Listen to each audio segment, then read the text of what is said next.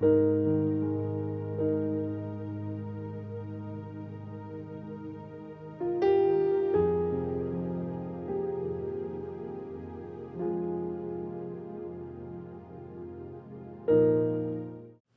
buenos días. Empecemos nuestro culto de hoy en la hermosa, leyendo la palabra del Señor en el Salmo 96. Leemos la palabra de Dios en el nombre del Padre, del Hijo y del Espíritu Santo. Cantad a Jehová cántico nuevo, cantad a Jehová toda la tierra. Cantad a Jehová, bendecid su nombre, anunciad de día en día su salvación. Proclamad entre las naciones su gloria, en todos los pueblos sus maravillas. Porque grande es Jehová y digno de suprema alabanza, temible sobre todos los dioses. Porque todos los dioses de los pueblos son ídolos, pero Jehová hizo los cielos. Alabanza y magnificencia delante de él, poder y gloria en su santuario. Tributad a Jehová, oh familias de los pueblos, dad a Jehová la gloria y el poder. Dad a Jehová la honra debida a su nombre. Traed ofrendas y venid a sus atrios. Adorad a Jehová en la hermosura de la santidad. Temed delante de él toda la tierra. Decid entre las naciones, Jehová reina. También afirmó el mundo, no será conmovido. Juzgará a los pueblos en justicia. Alégrense los cielos y gócese la tierra. Brame el mar y su plenitud.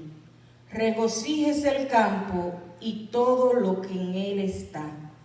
Entonces todos los árboles del bosque rebosarán de contento delante de Jehová que vino, porque vino a juzgar la tierra. Juzgará al mundo con justicia y a los pueblos con su verdad.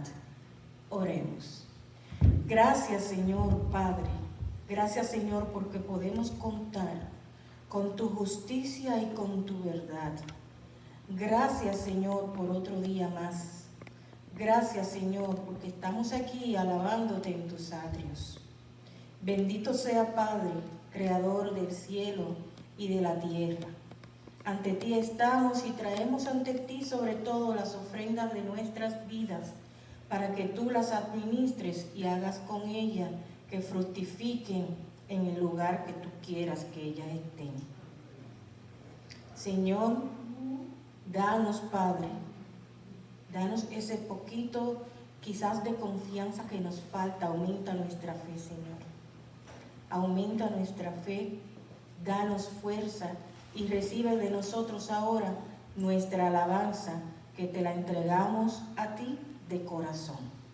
Cantemos ahora todos al Señor, alabemos su santo nombre.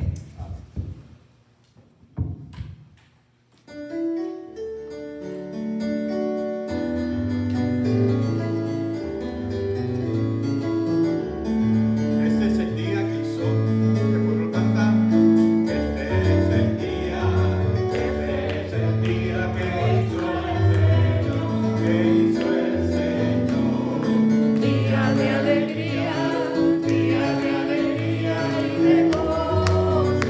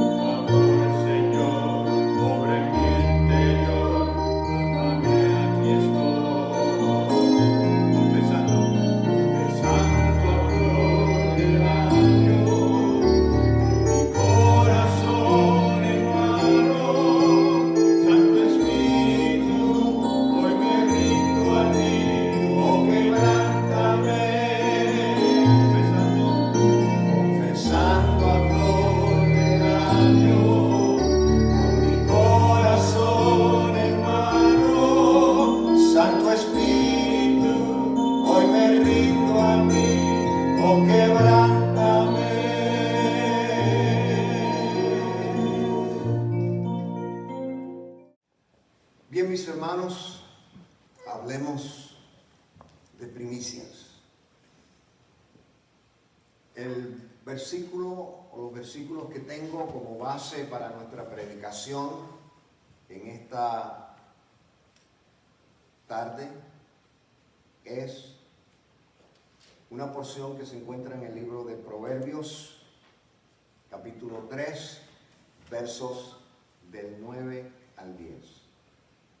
Y la palabra del Señor lee de la siguiente manera: honra a Jehová con tus bienes y con las primicias de todos tus frutos, y serán llenos tus graneros con abundancia, y tus lagares rebosarán de mosto. Vuelvo a leer: honra a Jehová con tus bienes y con las primicias de todos tus frutos, y serán llenos tus graneros con abundancia, y tus lagares rebosarán de mosto.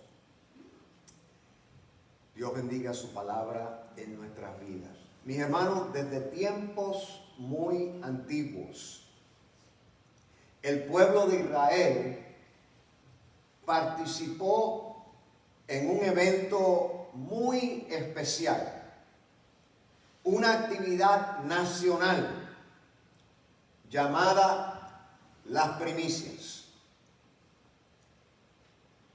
Y sí se relacionaba con la cosecha de cada año, pero implicaba mucho más de eso. Las primicias, ¿no les suena eso como a primero? Como nos suena la misma palabra, tiene que ver con lo primero. Pero cuando examinamos bien cómo era que se llevaba a cabo esta celebración en el antiguo Israel, nos daremos cuenta de que no era solo lo primero de la cosecha. Era aún más específico. Era lo primero de lo primero. O sea, el pueblo podía llegar a disfrutar de los primeros frutos de la cosecha.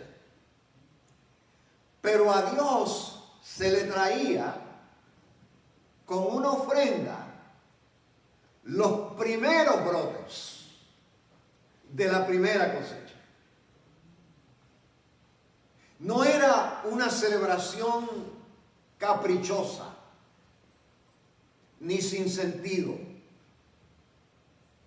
No era que Moisés los quería obligar a traer algo. Tenía sentido tanto social, sentido común, y tenía sentido espiritual, sobre todo, las primicias. No era un capricho para obligar a la gente a traer. Y en ese sentido de las primicias, miren todo lo que había para que ustedes puedan captar, para que podamos captar el sentido lógico, el sentido espiritual de este evento de primicias. Tenía un tiempo específico. Tenía unas especificaciones especiales. Tenía un propósito supremo y basado en un principio espiritual. Vamos a ver cada uno de estos. Vamos a ver el tiempo.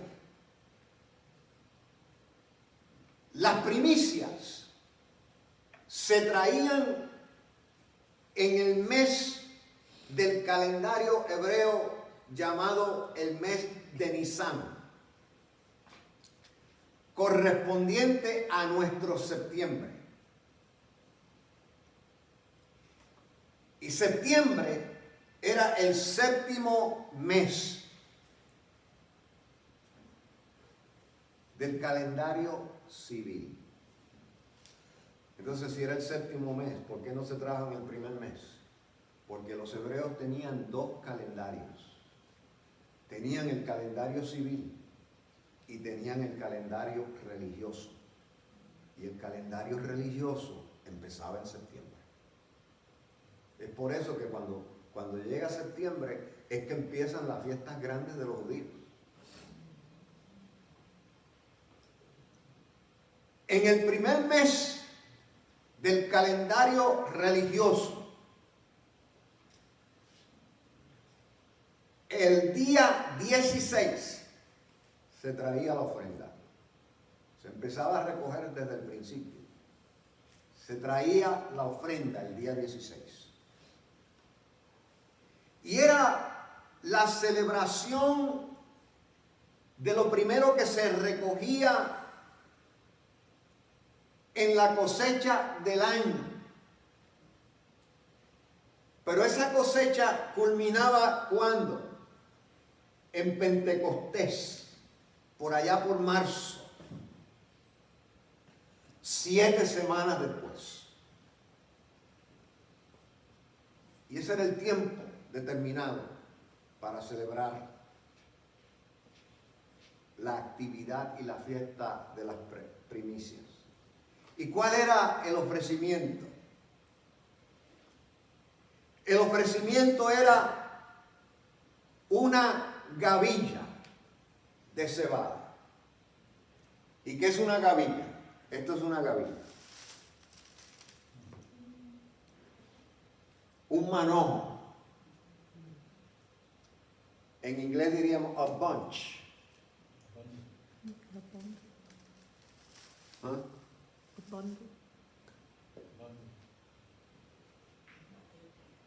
Los puertorriqueños dirían un mazo.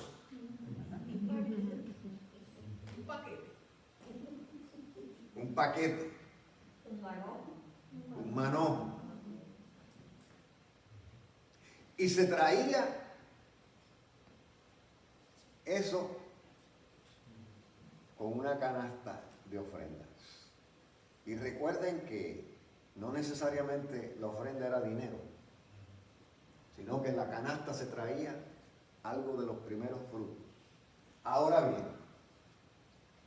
miren si era específico, que las primicias se traían 3 cosas especiales.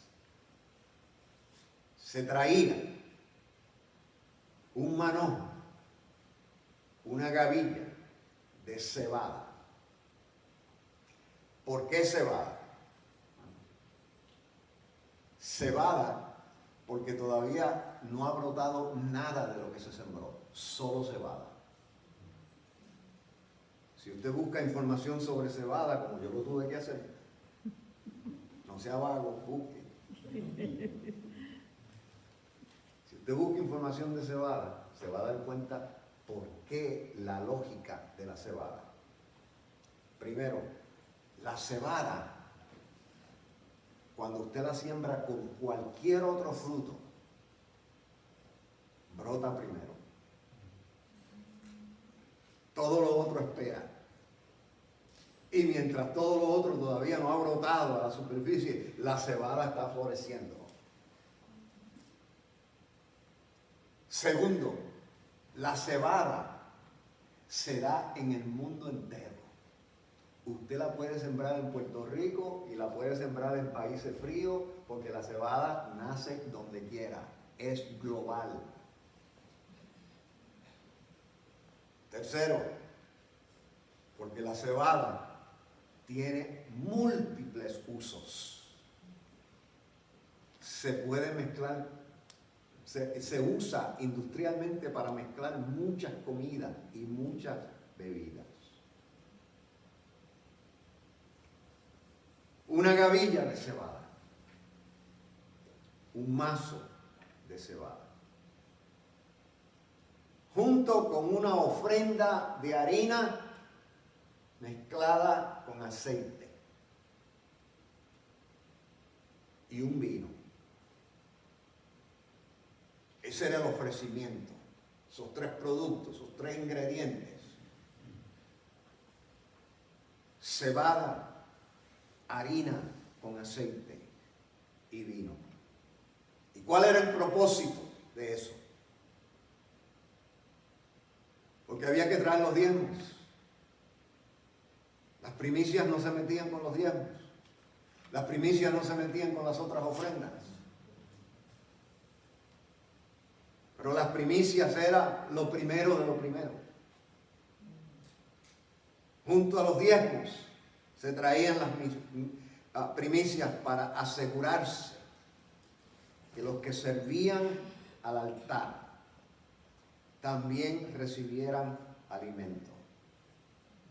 Tanto los sacerdotes que enseñaban la ley y auspiciaban la ceremonia, como los levitas que se encargaban del culto y la adoración.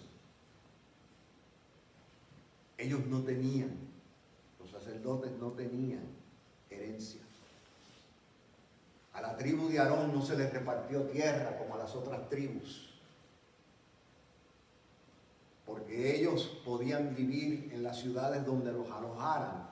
Entonces, de ellos, los que escogieran para sacerdotes, tenían que vivir en el templo.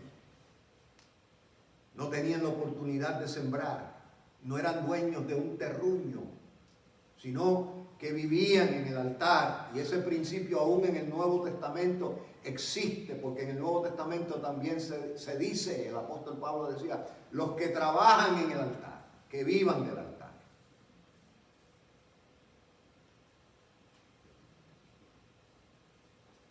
Pero había un principio después de todo eso. Había un principio en el cual las primicias eran basadas. Es como decir la mesa donde se ponen las cosas. Quiere decir que las primicias no eran un evento tirado por donde quiera, sino puesto, como está esa mesa, puesta todo en su sitio, todo organizado. Y permítanme decirle que miren que muchas cosas hay ahí. Hay una canasta aquí, aquí están los panes, aquí están el jugo de uva, ahí están las uvas de los niños, aquí hay otro pedazo de pan, ahí están las gavillas, ahí están los platos de ofrenda, aquí están las frutas. En un espacio así tan pequeño, eso no está tirado. Alguien pensó, alguien miró la mesa, vio las cosas que hay que poner y vio cuánto espacio lo organizaron y movieron aquí para allá hasta que todo está organizado. Y las primicias, como parte de la adoración, como parte del servicio a Dios, como parte de las ofrendas a Dios, como parte de lo que nosotros hacemos por Dios, como pueblo de Dios, estaba bien organizado. Y estaba puesto bien ordenadamente sobre una mesa de principios espirituales. ¿Y cuáles eran las cuatro patas de esa mesa? Porque las mesas, para que estén firmes, tienen que tener cuatro patas. Hay mesas de tres patas, pero hay que saberlas acomodar. Pero las de cuatro son las fuertes.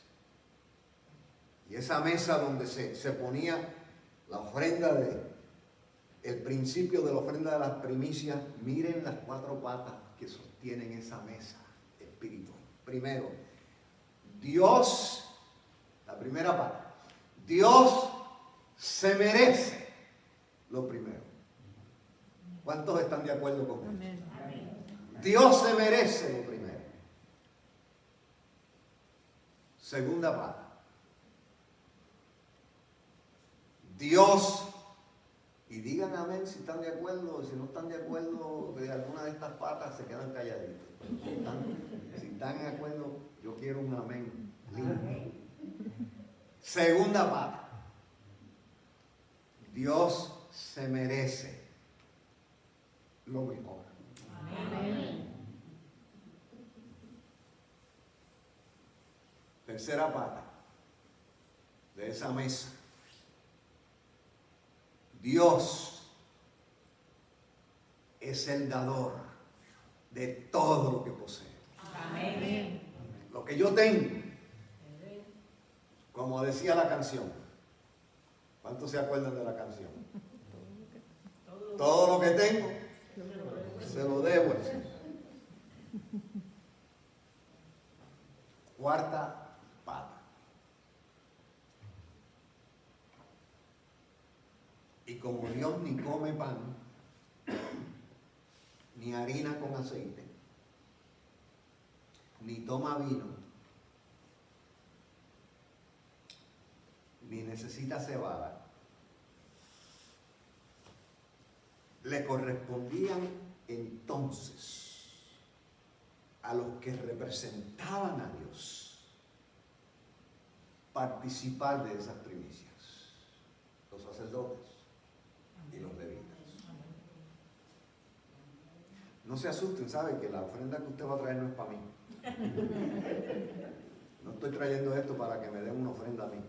Ya ustedes me pagan a mí por ser pastor. Esta ofrenda es para la iglesia, para el Señor.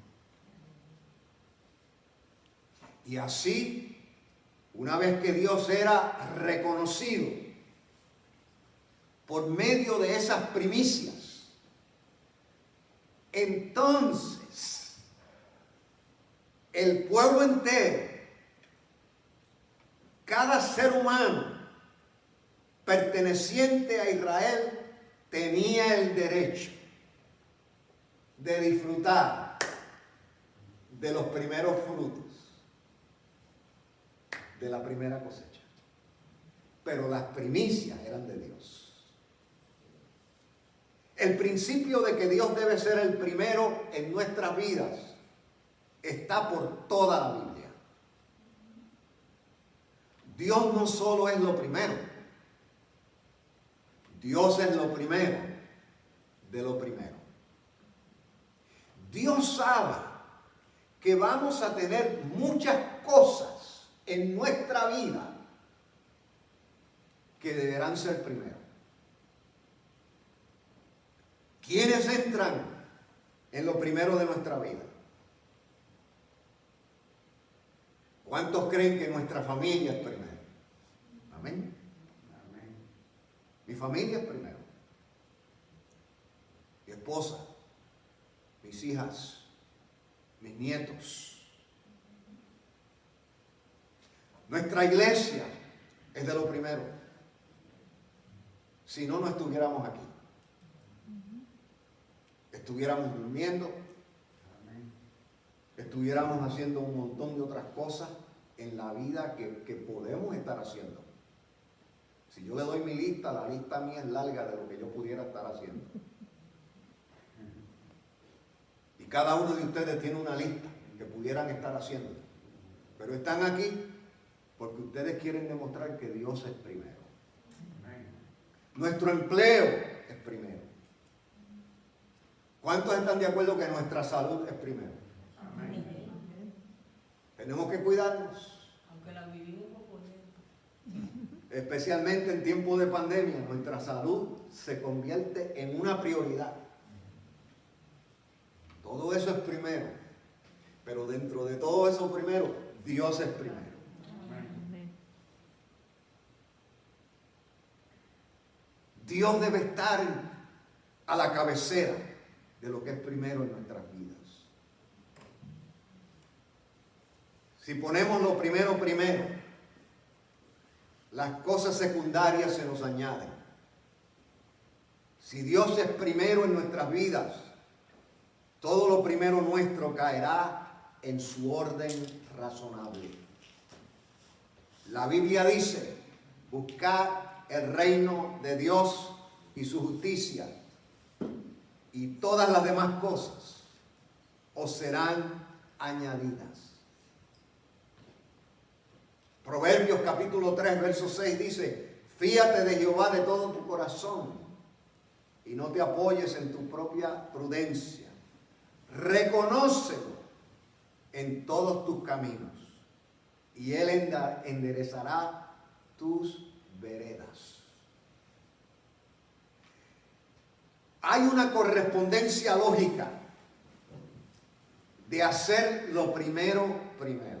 Y eso parece como una bobería, pero eso es importante, entender eso. Y hay una lógica en hacer lo primero primero en todos los ámbitos de nuestra vida. No se toca un concierto musical sin primero afinar los instrumentos. No se comienza a cocinar la cena sin aparejar todos los ingredientes. No se declara una guerra sin preparar las armas. Jesús mismo hizo alusión a esa lógica y nos dijo que no se compra un animal o un terreno si no se examina primero. Esa lógica de lo primero hace lo complejo, lo complicado, fácil y sencillo. Empiece por el principio para que usted vea que las cosas le salen. No empiece por lo último. Eso nos pasa cuando compramos una televisión y empezamos a instalar los cables y a buscar de cómo instalar el internet y el wifi sin haber leído las instrucciones.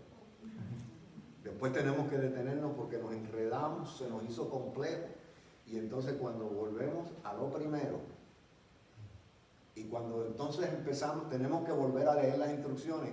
La primera instrucción que nos dieron en el manual es: no comience a instalar esto hasta que no lea todas las instrucciones.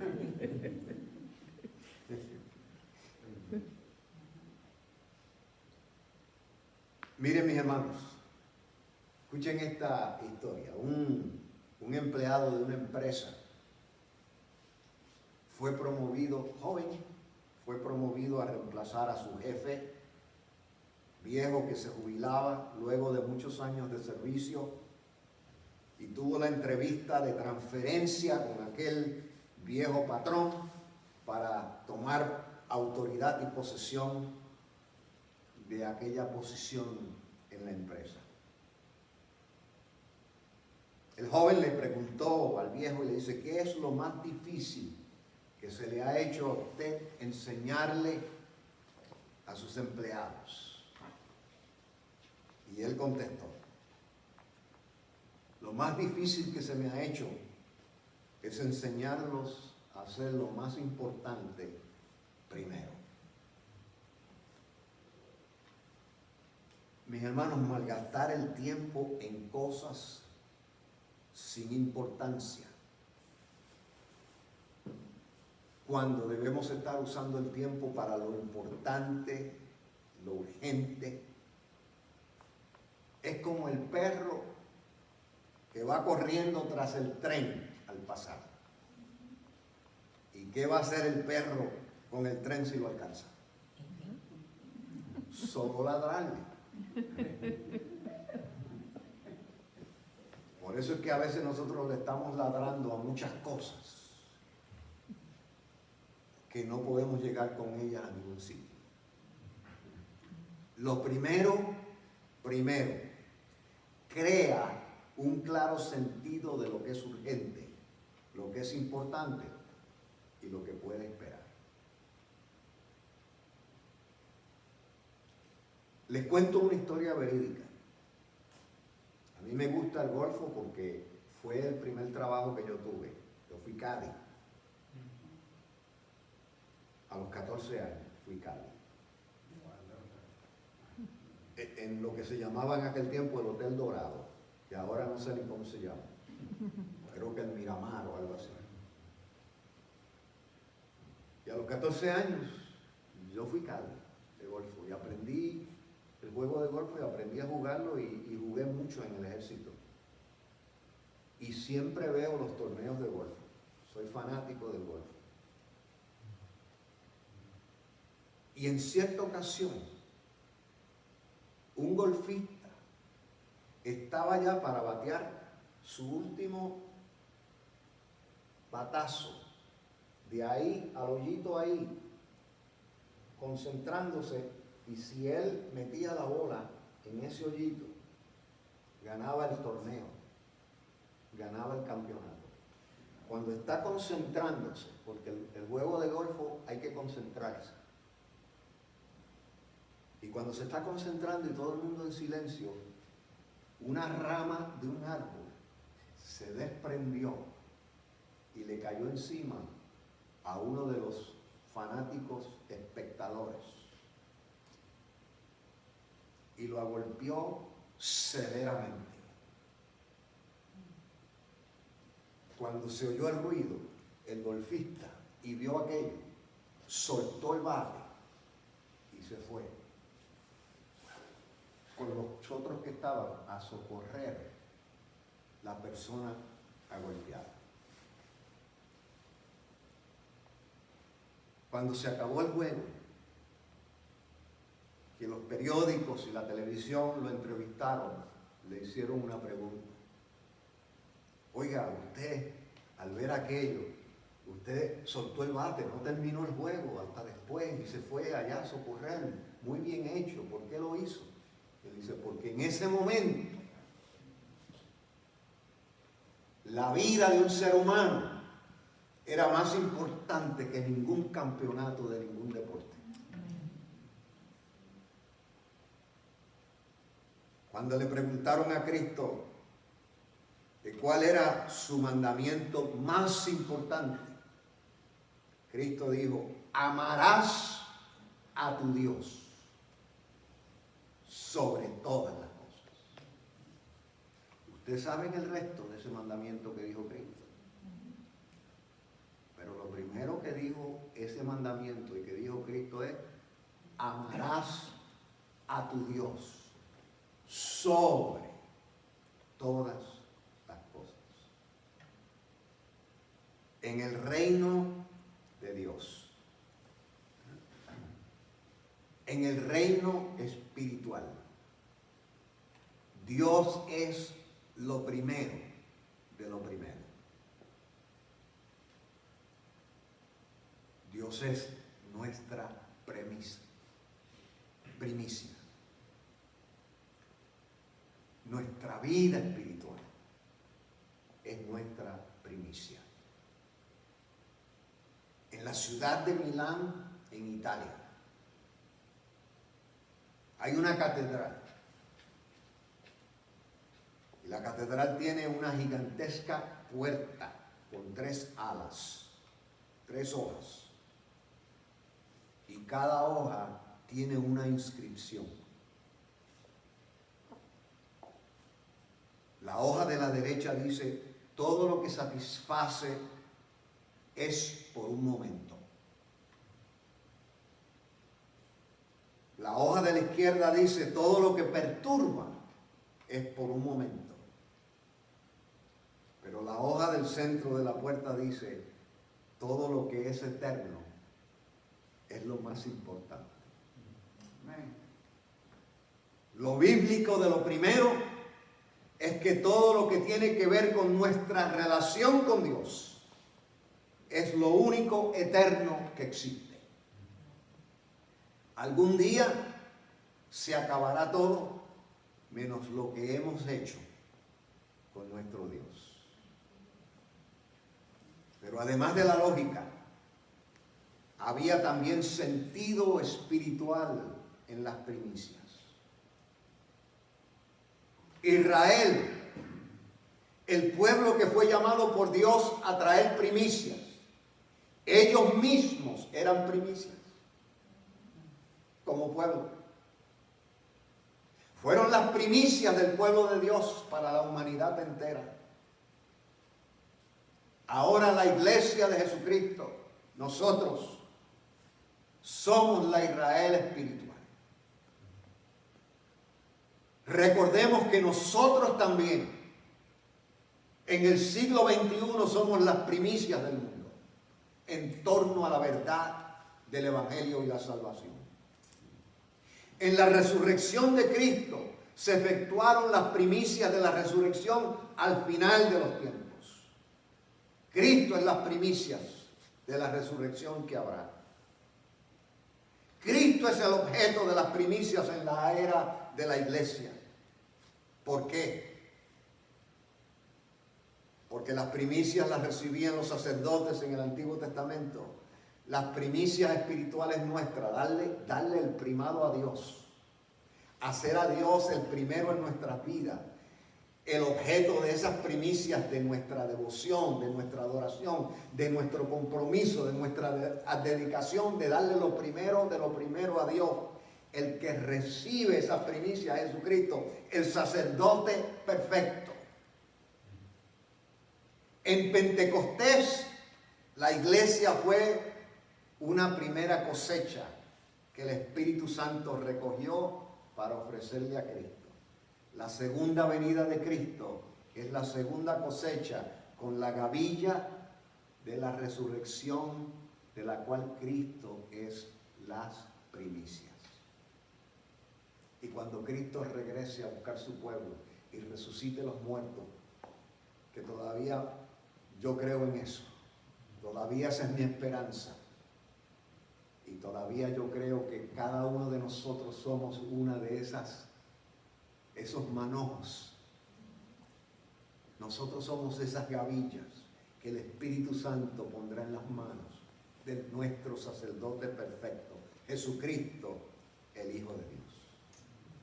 El traer al templo las primicias tenía más que ver con el interior de la persona que con la ofrenda en sí que se daba. La ofrenda de primicias apuntaba especialmente a 3 principios fundamentales de la fe. Que Dios es primero en la vida del ofrendador. Que Dios es el dador de todo bien, porque todo le pertenece a Dios. De Jehová es la tierra, su plenitud, el mundo y los que en él habitan. Dios se merece lo mejor.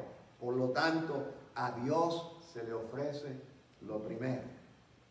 De lo primero y lo mejor. Bendito el nombre del Señor. Vivimos en la era espiritual de lo primero. Cristo Jesús.